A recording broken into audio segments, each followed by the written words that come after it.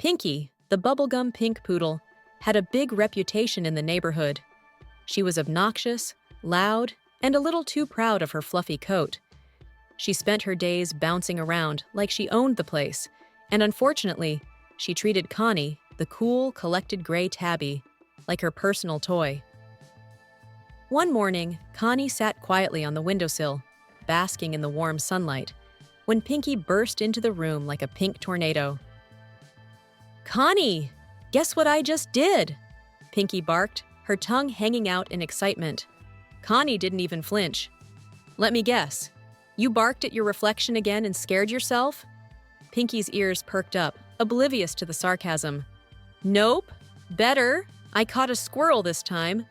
Connie lifted her head slowly, narrowing her eyes. "Did you, though? Or did the squirrel outsmart you again, like last week?"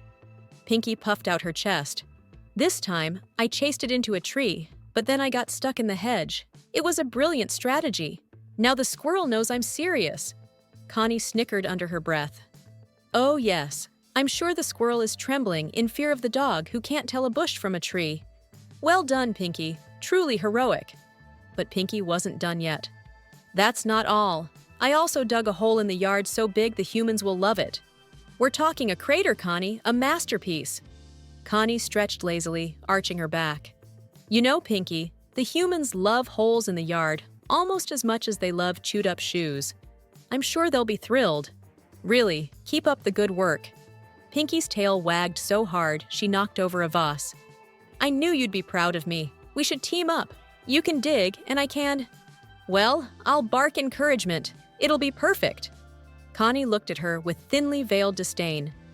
"Pinkie, the day I join you in digging holes is the day you learn how to be quiet for 5 minutes."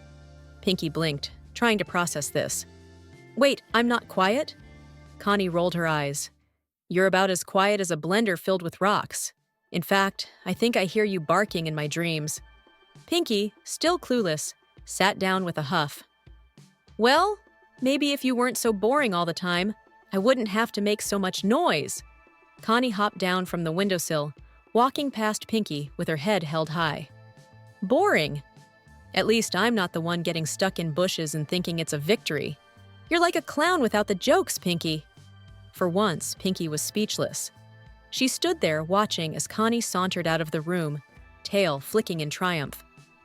After a long pause, Pinkie finally muttered to herself, "I'm not that loud, am I?"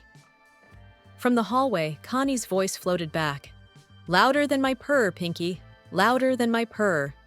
And thus, the legend of Pinkie the Ridiculous continued, with Connie never letting her forget just how much of a spectacle she really was.